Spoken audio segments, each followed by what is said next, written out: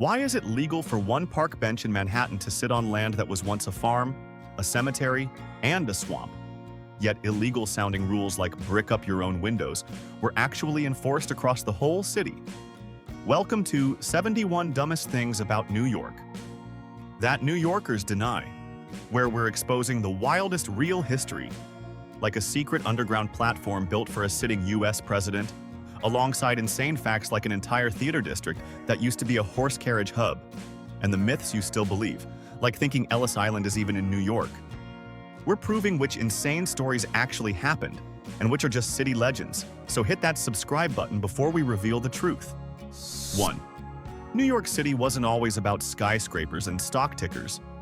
Back in 1789, it was actually the very first capital of the United States.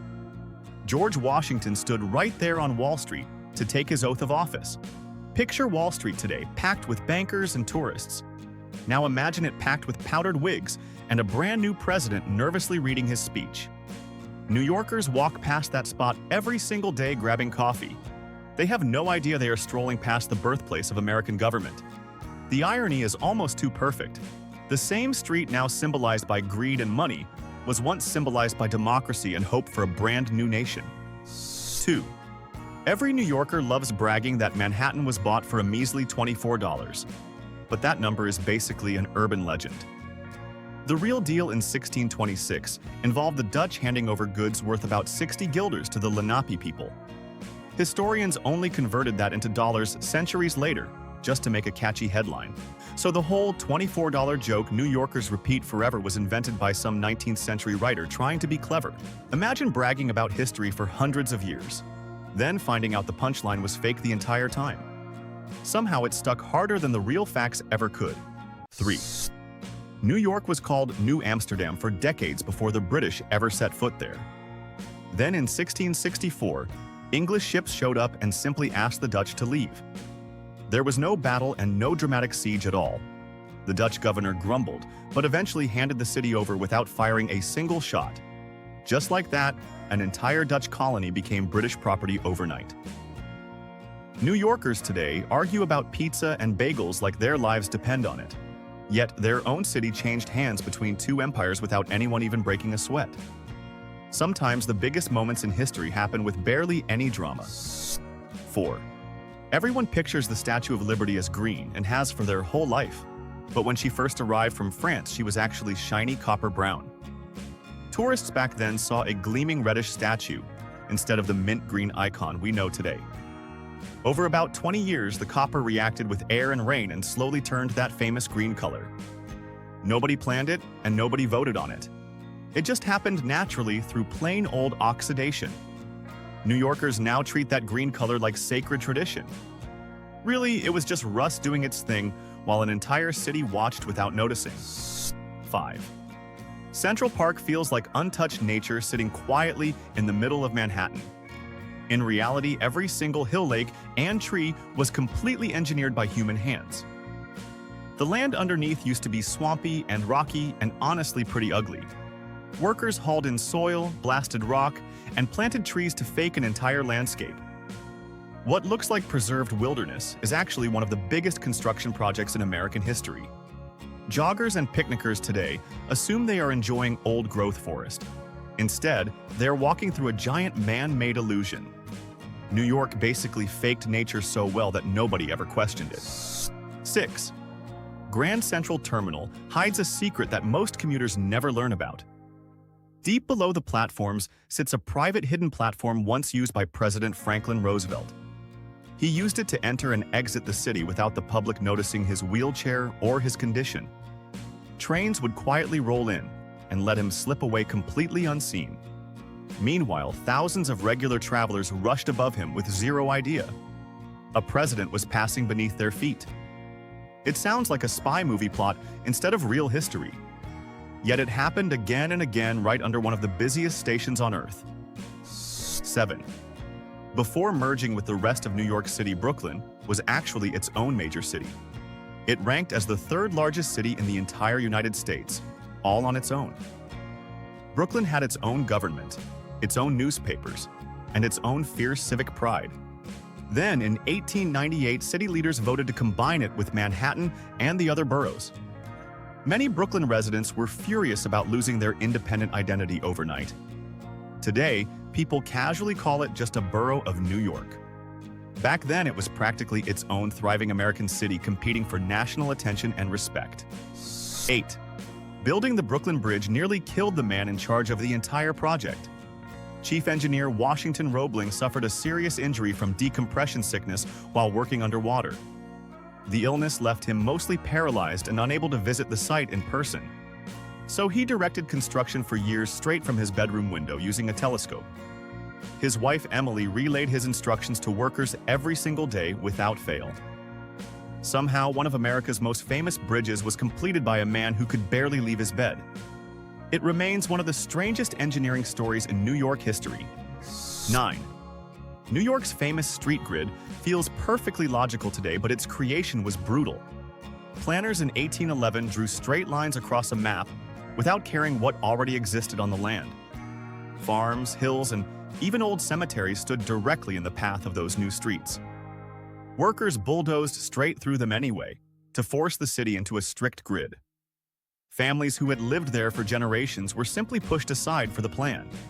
Modern New Yorkers admire the tidy numbered streets without knowing the mess buried beneath them. The grid looks clean today only because history got flattened to build it. 10. Wall Street sounds like a metaphor for barriers between rich and poor, but it started as something literal. Dutch settlers built an actual wooden wall to defend the colony from possible attacks.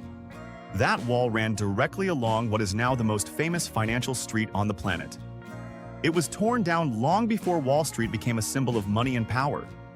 Somehow, the name stuck around for centuries after the wall itself disappeared completely. New Yorkers today think of billion-dollar deals when they hear the name. Really, it began as a simple defensive fence protecting frightened Dutch colonists. 11.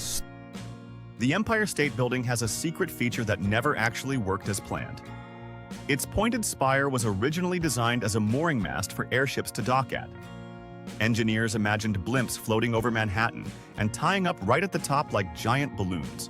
The idea sounded futuristic and exciting to newspapers back in the 1930s. But powerful winds at that height made the whole plan completely impossible and dangerous. The mooring mast was abandoned almost immediately after construction finished. Today, tourists snap photos of that spire, having no idea it was meant for parking airships in the sky. 12. Long before Broadway theaters lit up the area, Times Square looked completely different. It was called Longacre Square and served as a hub for horse carriage manufacturing. Blacksmiths and carriage builders worked there instead of actors and dancers. The whole neighborhood smelled like horses and metal rather than popcorn and perfume. Then, theaters slowly moved in and transformed the entire identity of the area. Eventually, the name changed to Times Square after a newspaper headquarters arrived. Today, millions picture flashing lights and Broadway shows. Back then, they would have seen wagons, hammers, and working-class craftsmen instead. 13. Ellis Island holds a surprising secret that confuses even lifelong New Yorkers. Most people assume the entire island belongs to New York State without question. But a 1998 Supreme Court ruling confirmed that most of the landmass actually sits in New Jersey waters. Only the tiny original footprint technically remains part of New York. Everything expanded later through landfill legally belongs to its neighboring state instead. Millions of immigrants believed they had officially arrived in New York the moment they landed there.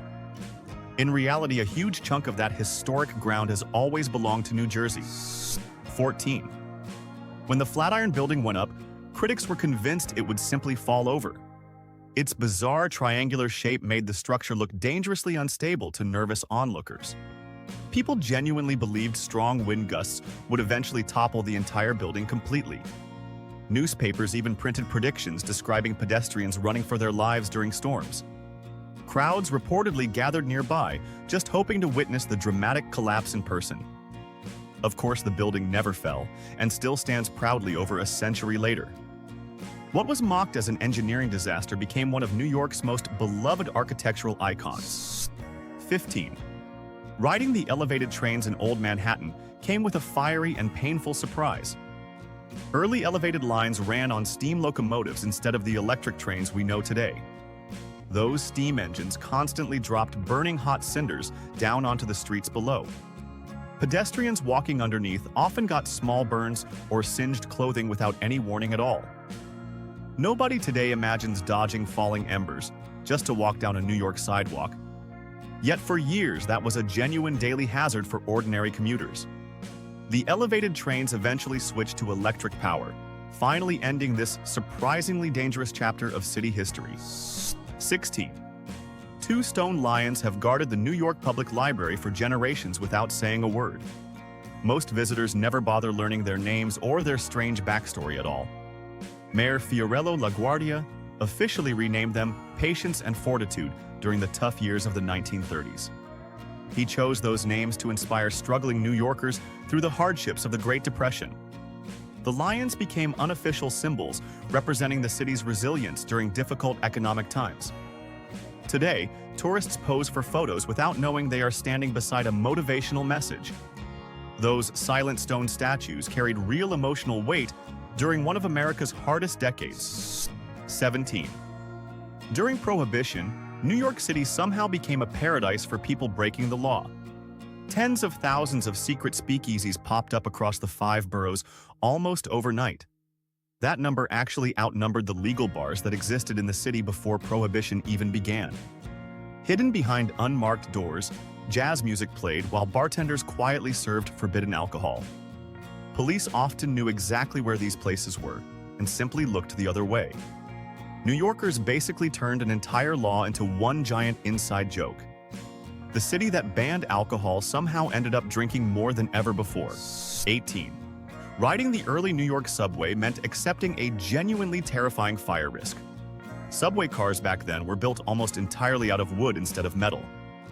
That design choice made them dangerously flammable in cramped underground tunnels. Several deadly fires broke out over the years, trapping passengers in smoke-filled cars. Officials eventually realized wooden trains underground were basically a disaster waiting to happen. Steel cars slowly replaced the wooden ones to prevent future tragedies from repeating. Modern riders complain about delays and crowding. Early riders had to worry about literally burning alive underground. 19. For less than a single year, the Chrysler Building held a bragging right that vanished fast. It briefly became the tallest building on the entire planet after its dramatic spire was secretly assembled inside the structure. Engineers surprised the public by raising the spire in pieces nobody saw coming. Crowds were amazed watching the building suddenly grow even taller overnight. But the celebration barely lasted because the Empire State Building opened in 1931 and immediately stole the title. The Chrysler Building's moment of glory came and went almost instantly. Sometimes even record-breaking achievements in New York have painfully short shelf lives. 20.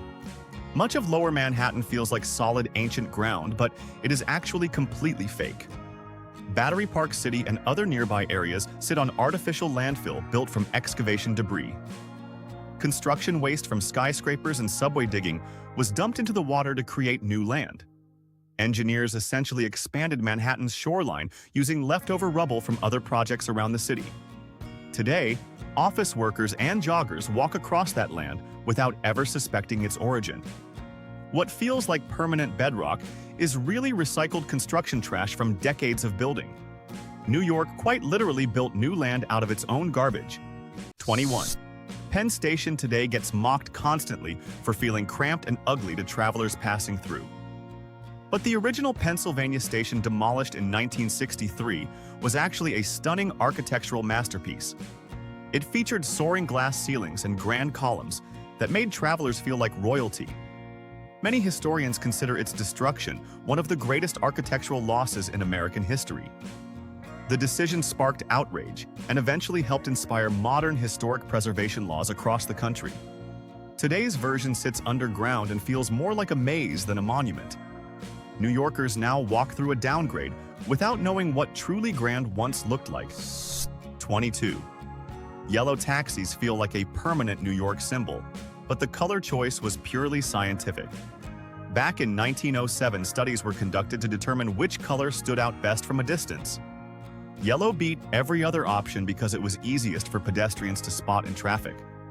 So, the decision had nothing to do with style or tradition at all.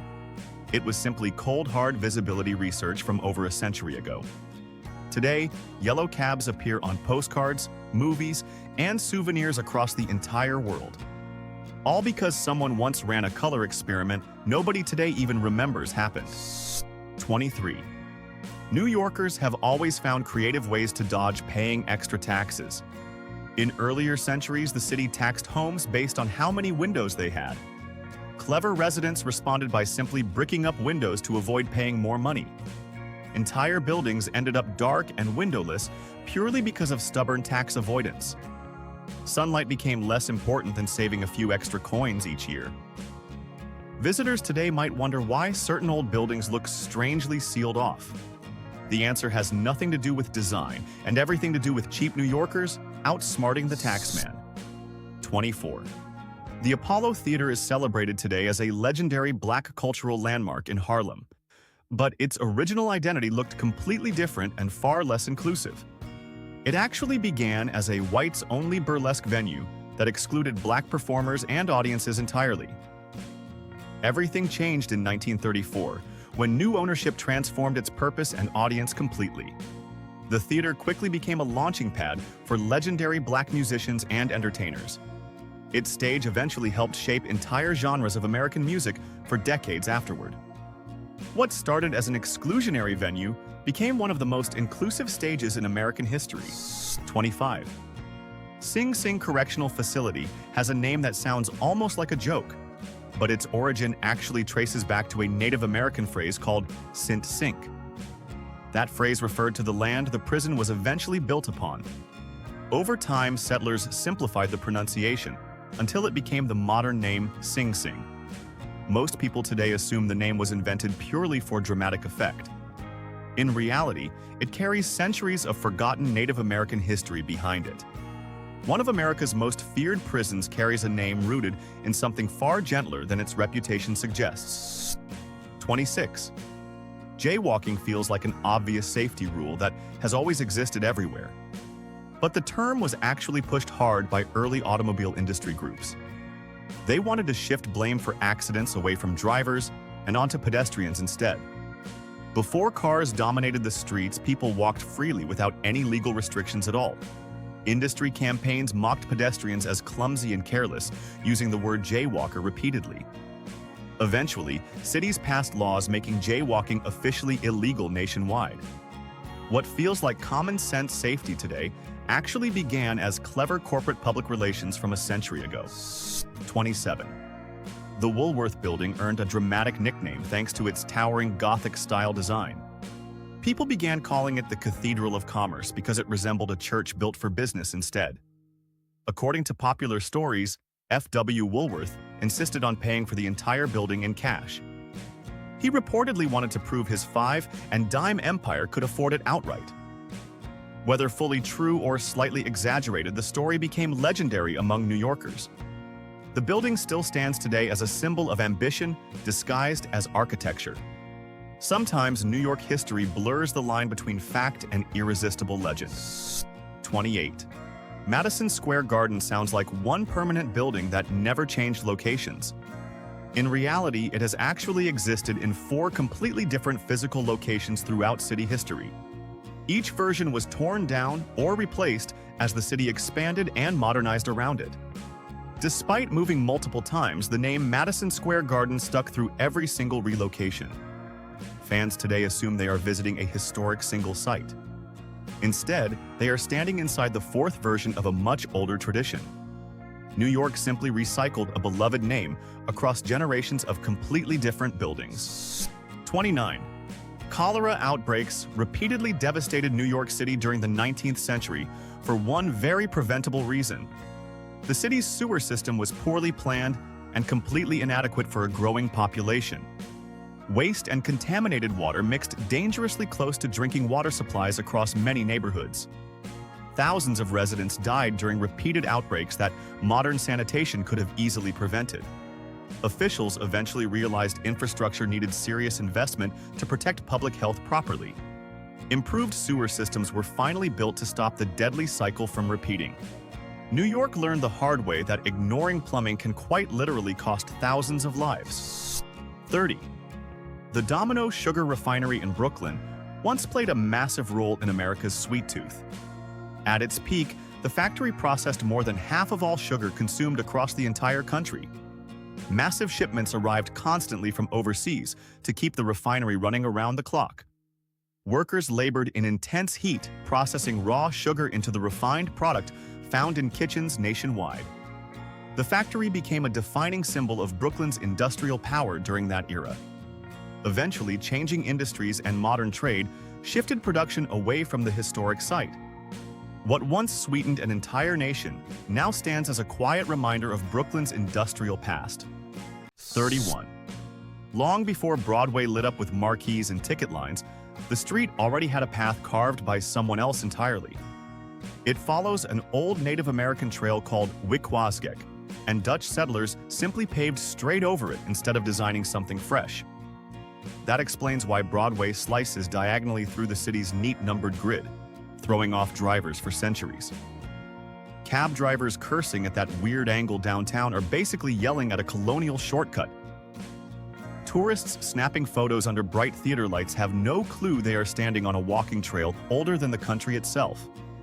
Broadway wasn't invented, it was inherited. 32. One morning, Wall Street traders showed up to find something new sitting outside the stock exchange, and nobody had approved it. A sculptor had illegally dropped a massive bronze bull onto the sidewalk overnight as a surprise act of guerrilla art. City officials were furious and immediately threatened to haul it away. But crowds loved it instantly, gathering to rub its horns and pose for pictures within days. Public pressure won, and officials quietly let it stay for good. Charging Bull, now one of the most photographed statues on Earth, technically began its life as an illegal prank pulled on an entire financial district. 33. Follow a map through Manhattan long enough and eventually the numbers stop making sense. Certain blocks skip digits or jump unexpectedly, and the reason traces back to sloppy 19th century surveying work. Whoever measured those streets made mistakes that were simply never fixed as the city kept growing around them. Those old errors are still baked into the grid today, confusing anyone trying to navigate by logic alone. Longtime residents just memorize the quirks and stop asking why. Visitors, however, wander in circles convinced their phone map is broken.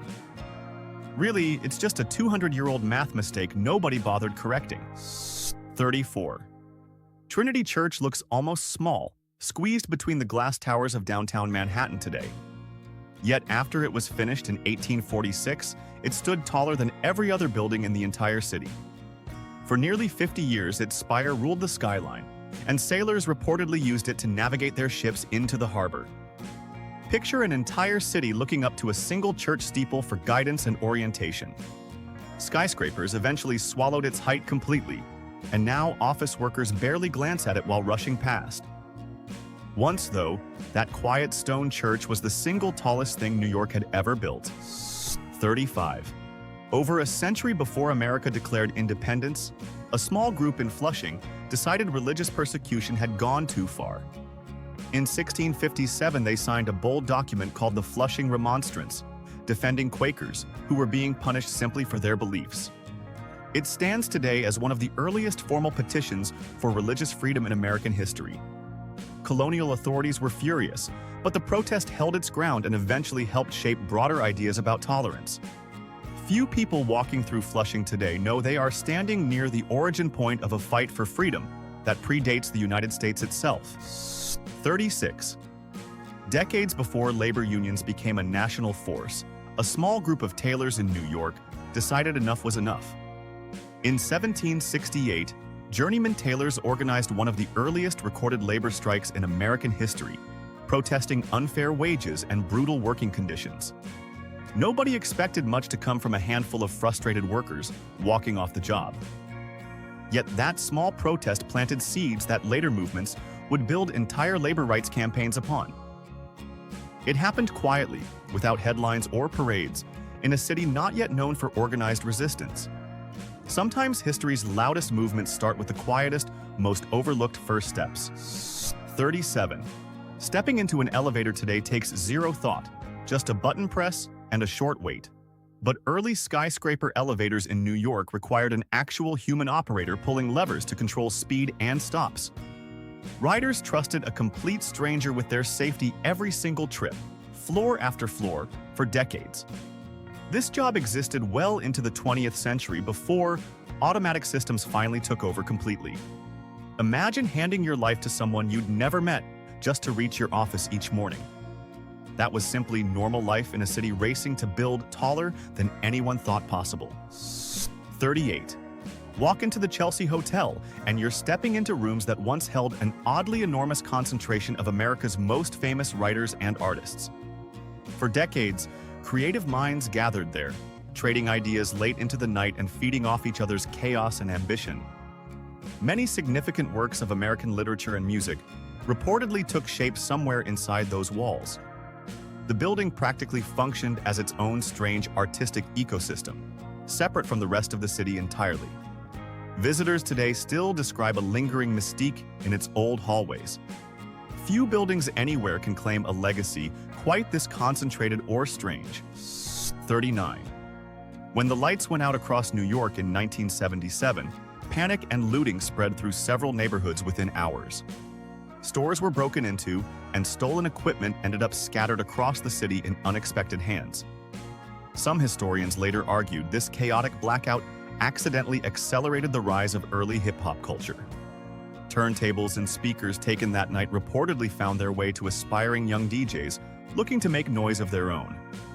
What started as a citywide crisis may have unintentionally fueled a cultural explosion.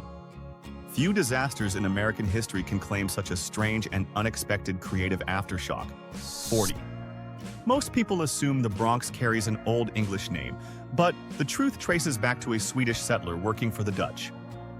Jonas Bronk purchased land in the area, and locals began calling it Bronxland out of simple habit. Over generations, that possessive phrase slowly wore down into the single word we use today. Few residents walking through the borough realize its name quietly honors one immigrant landowner from centuries ago. It sounds plain and familiar, the kind of word nobody questions. Yet underneath that casual name sits a small, specific piece of colonial history most people never think to ask about. 41. Governor's Island sits quietly in New York Harbor today, mostly known for bike rentals and summer festivals. But it once held a serious fort built specifically to defend against a British invasion everyone feared was coming. Soldiers prepared for years, stacking cannons and building walls to protect the harbor from an attack that never actually happened. The British simply never came back to invade through that route again. So an entire fortress sat ready for a war that stayed hypothetical forever. Modern visitors picnic on the same grounds soldiers once patrolled anxiously. New York braced for battle and got a peaceful island instead. 42. Manhattan's Chinatown today feels massive, packed with restaurants, markets, and thousands of residents crammed into narrow streets. Yet it began in the 1870s as a tiny settlement of only a few dozen people total. Early immigrants faced discrimination and harsh restrictions, yet slowly built a community from almost nothing at all. What started as a handful of families eventually grew into one of the largest Chinatowns anywhere outside of Asia itself. Few tourists wandering through today realize just how small and fragile that original settlement once was. A neighborhood now defining an entire section of the city started with barely enough people to fill one city block. 43. The New York Historical Society once made an embarrassing mistake involving one of America's most celebrated artists. When John James Audubon first presented his stunning bird paintings, the Society actually rejected them outright. Nobody at the time recognized the artistic and scientific value sitting right in front of them. Years later, the same institution changed its mind completely and eventually acquired those very paintings as treasured artifacts. Today, they are considered priceless pieces of American natural history and art. It took the Society years to realize what they had originally turned away. Sometimes even experts need history to correct their first impression. 44.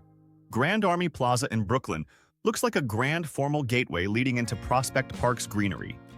That design wasn't an accident, since the same architectural firm behind Central Park also created this plaza intentionally.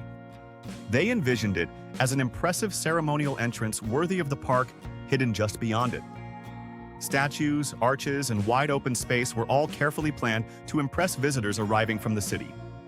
Few people walking through today realize the same creative minds behind Manhattan's most famous park also shaped this Brooklyn landmark. New York's biggest green spaces share more design history than most residents ever notice. 45.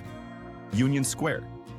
Today feels like an obvious gathering spot for protests, markets, and daily foot traffic. But its original creation had far less noble intentions behind it.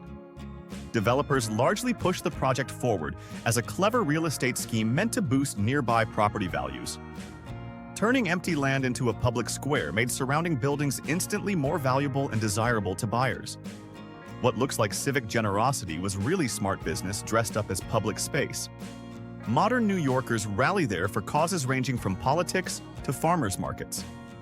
Few realize the square's peaceful reputation began as a straightforward profit motive. 46. Walking past the New York Stock Exchange today, few notice the reinforced stone facades covering its walls. Those additions were not just decorative choices made for architectural style alone. In 1920, a bomb exploded directly on Wall Street, killing dozens and shaking the entire financial district to its core. Afterward, officials reinforced nearby buildings, fearing another attack could strike the heart of American finance again. The scars from that explosion are still faintly visible on nearby buildings if anyone bothers to look closely. Most tourists photographing the exchange have no idea they are standing near the site of an actual bombing. 47. Astoria in Queens carries a name most residents assume connects directly to someone who lived there personally. In reality, it was named after John Jacob Astor, a wealthy businessman who never actually set foot in the neighborhood. Local developers hoped associating with his famous name might attract investment and prestige to the growing area. Astor apparently had little direct interest in the neighborhood bearing his name at all. Yet the name stuck permanently, shaping how millions would refer to the area for generations afterward. Modern residents proudly claim Astoria pride, without realizing their neighborhood was essentially named after a distant absentee celebrity. 48. The Cloisters Museum in Manhattan feels like a genuine slice of medieval Europe transported directly into New York City. That feeling exists because the building actually incorporates real stones shipped over from actual medieval European monasteries. Wealthy collectors purchased entire architectural fragments and reassembled them piece by piece into a brand new structure. Visitors walking through the halls are technically touching centuries-old stone that once stood somewhere across the Atlantic Ocean. It creates a strange blend of authentic history and modern American ambition combined into one museum. Few visitors realize the walls surrounding them are genuinely older than the country itself. 49. Coney Island's towering parachute jump ride wasn't originally built for the beachside amusement park at all. It first appeared at the 1939 World's Fair, thrilling visitors with a dramatic simulated parachute drop experience. After the fair ended, organizers decided to relocate the massive structure permanently to Coney Island instead of demolishing it. Riders once dropped from the top attached to actual parachutes before safety concerns eventually ended that version of the ride. Today, it stands as a quiet, non-functioning landmark visible from across the boardwalk. Few visitors realize the towering steel structure once served an entirely different fairground purpose altogether. 50. The High Line today attracts joggers, tourists, and photographers strolling along elevated gardens above Manhattan streets. Long before that transformation, the same structure functioned as an active freight rail line hauling cargo directly through industrial buildings. Trains once carried meat, produce, and manufactured goods straight into warehouses without ever stopping traffic below.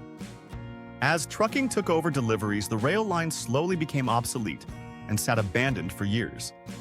Instead of tearing it down, planners transformed the rusting tracks into a beloved public park. What once moved freight through the city now moves tourists through carefully planted greenery instead. 51. Yankee Stadium opened with a nickname that stuck almost instantly. The original stadium was funded largely because of one player's massive popularity. Babe Ruth drew such enormous crowds that investors knew building an entire stadium around him made financial sense. Newspapers started calling it the house that Ruth built, and the name never went away. Fans showed up simply to watch one man hit a baseball farther than anyone thought possible. His presence alone justified the whole project. Few athletes in history have had a stadium practically built and named around their swing. 52. Cars rumbled through New York streets for decades before officials finally installed the city's first traffic light. That didn't happen until the 1920s. Before signals existed, police officers stood in intersections waving their arms and blowing whistles to direct traffic manually. Accidents were common, and confusion ruled busy corners across the entire city. Once lights finally appeared, the improvement was immediate and obvious to everyone. It feels strange imagining a city this massive running purely on hand signals for so long. Sometimes the simplest inventions arrive shockingly late. 53. Harlem's brownstones look like they were always built for the community that calls the neighborhood home today. Originally, though, those same buildings were constructed for wealthy white residents seeking elegant housing in a fashionable part of the city. Around 1900, major demographic shifts began reshaping the neighborhood entirely as black families moved in and built a thriving cultural community. The buildings stayed physically unchanged. Everything about the neighborhood's identity transformed around them instead. What started as an upscale white enclave became the beating heart of black culture in America. 54. The 1964 World's Fair promised excitement but ended up losing enormous amounts of money for its organizers. Despite the financial disaster, one giant structure refused to disappear, along with the fair's failed budget. The Unisphere was a massive steel globe built specifically for the event. It remained standing in Queens long after everything else around it was dismantled. Visitors today assume it was always meant as a permanent monument. In reality, it survived almost by accident since tearing it down cost more than simply leaving it there. A financial flop left New York with a lasting landmark. 55. Lower Manhattan's financial district feels like solid, permanent ground built to last forever. For a long stretch of history, though, that same area flooded regularly whenever storms or high tides rolled through. Streets filled with water and basements flooded constantly. Businesses simply expected occasional flooding as a normal part of life downtown. Modern seawalls and flood barriers eventually fixed the problem for good. Before that, bankers and traders quite literally worked with water lapping near their doorsteps sometimes. Today's gleaming financial hub used to deal with a much soggier reality on a regular basis. 56. Step inside the Tenement Museum today, and you'll find tiny apartments preserved exactly as they once existed. These cramped spaces once housed over a dozen people, squeezed into just a few small rooms. Entire households cooked, slept, and worked inside walls smaller than most modern studio apartments. The museum keeps these spaces intact specifically to show visitors how difficult daily immigrant life truly was. Standing inside one of these rooms makes modern New York apartments feel practically luxurious by comparison. History rarely feels this physically small and personal anywhere else in the city. 57. Mention Woodstock, and most people instantly picture the legendary 1969 festival that defined an entire generation. Here's the twist, though. That iconic event never actually happened in the town of Woodstock at all. It took place in Bethel, New York, roughly 60 miles away from the town, whose name became forever attached to it. Organizers originally planned for Woodstock itself, but logistics forced a last-minute change of location. Despite the switch, the name stuck permanently in pop culture and history books everywhere. Millions know the name Woodstock, yet almost nobody realizes the festival happened somewhere else. 58.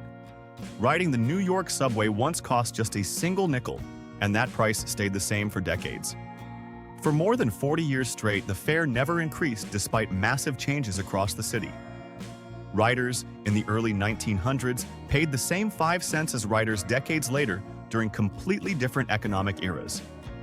Eventually, rising costs forced officials to finally raise the fare. This ended one of the longest price freezes in American transit history.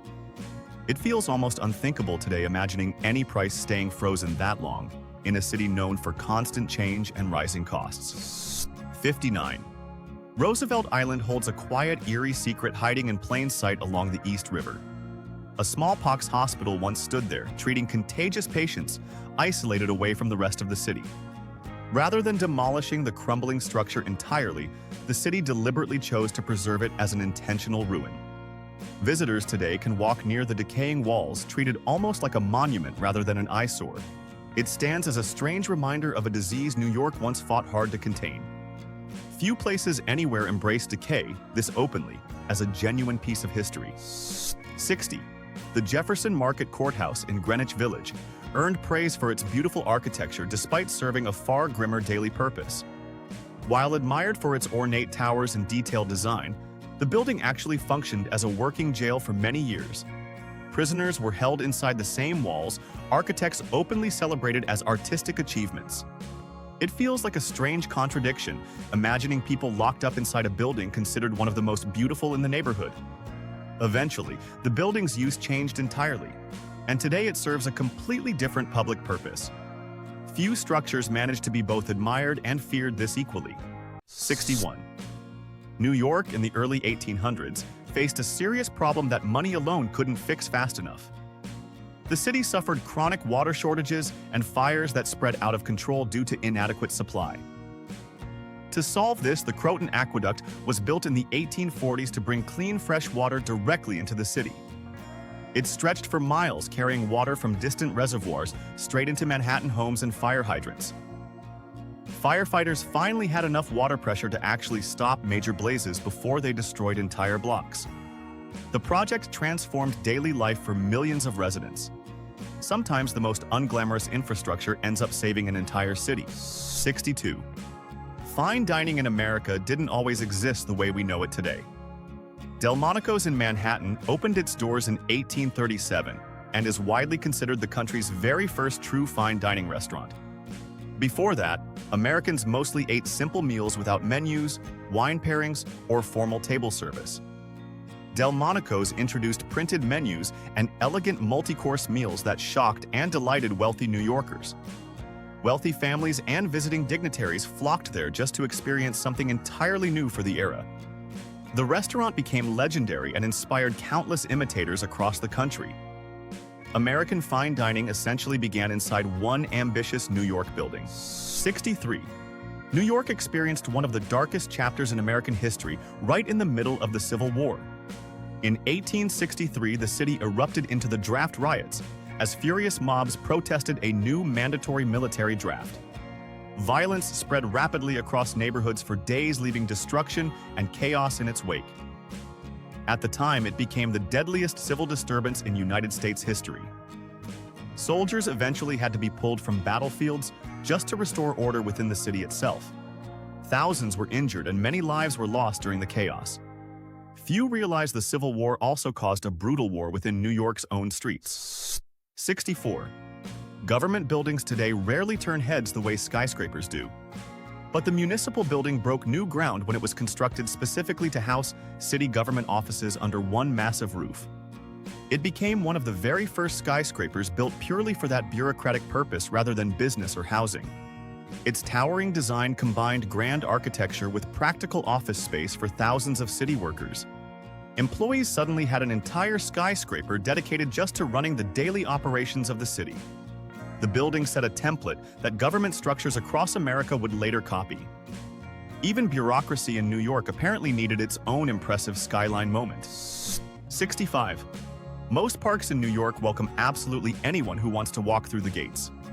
Gramercy Park stands as the strange exception that still puzzles visitors passing by today. It remains the only truly private park in all of Manhattan requiring an actual key for entry. Only certain nearby residents receive that key, and access stays tightly controlled even now. Tourists press their faces against the gates, wondering what exclusive greenery lies just beyond their reach. The park has maintained this exclusivity for well over a century without exception. In a city built on crowds, one small park still insists on staying locked. 66. Presidential memorials across America tend to be grand, but General Grant's tomb takes that idea to an entirely different level. Located in Manhattan, it stands as the largest mausoleum anywhere in North America. It's actually larger than the resting place of any other American president in the entire country. Ulysses Grant himself remains entombed there, alongside his wife inside the massive stone structure. Despite its impressive size, many New Yorkers walk or drive past it without ever realizing what's inside. Tourists searching for grand monuments often skip right past one of the biggest ones in the country. 67. Before railroads dominated American transportation, waterways played the biggest role in moving goods across the country. The Erie Canal, completed in 1825, connected New York City directly to the Great Lakes region through a massive engineered waterway. This single project transformed New York into America's dominant commercial port almost overnight. Goods that once took weeks to transport suddenly moved in a fraction of the time and cost. Merchants and traders flooded into the city, chasing new opportunities created by the canal. The economic boom reshaped New York's entire future for generations to come. One canal essentially built the foundation of New York's financial power. 68. The East River hides a passage that sailors once feared more than almost anywhere else in America. Known as Hell Gate, this narrow strait was considered one of the most dangerous shipping routes in the entire country. Strong currents, hidden rocks, and unpredictable tides caused countless shipwrecks over the years. Sailors approached the passage with genuine dread, knowing disaster could strike within seconds. Engineers eventually blew up massive underwater rock formations just to make the route safer for passing ships. Despite modern improvements, the name Hell Gate still carries its ominous reputation today. Few waterways in America earned a nickname this terrifying through sheer accumulated tragedy. 69. Roosevelt Island was once known by a different name that carried a much darker reputation. Called Blackwell's Island, it housed a notorious 19th-century insane asylum known for horrific conditions.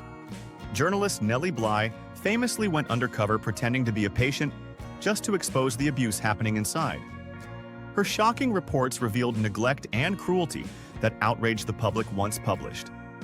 The investigation led to real reforms in how mental health patients were treated across the country. Few realize one of America's most important journalism stories began inside a hidden asylum on a small East River island. 70.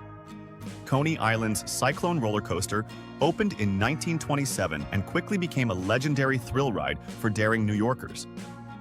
What most riders never realize is that it was built using surprisingly low cost and largely recycled construction materials. Builders worked with a tight budget, yet somehow created one of the most famous wooden coasters in American history. Riders screamed through drops and turns, without any idea the structure beneath them was assembled on the cheap. Despite its humble construction, the Cyclone has survived nearly a century of thrill seekers. Sometimes the most legendary rides come from the least glamorous beginnings imaginable. 71. Speed and low-cost construction don't always mix well, especially when building something as massive as a bridge. The Manhattan Bridge was built quickly and cheaply, prioritizing speed over long-term structural planning. Years later, engineers discovered its anchorages were significantly undersized for the loads the bridge would eventually carry. Despite this alarming discovery, the bridge has continued operating for over a century without collapsing. Reinforcements and repairs have since helped stabilize the aging structure for modern traffic. Millions cross it daily with no idea they're driving over a design flaw discovered decades after opening. Sometimes New York's biggest engineering gambles somehow still pay off. New York has spent 400 years building bridges, faking parks, and hiding presidents underground, yet somehow still convinces everyone it invented common sense. So which one of these 71 facts made you say no way? Drop it in the comments and tell us which New York myth you always believed was true. If this blew your mind, hit subscribe to Dumbest Things for more history nobody asked for, but everyone needed.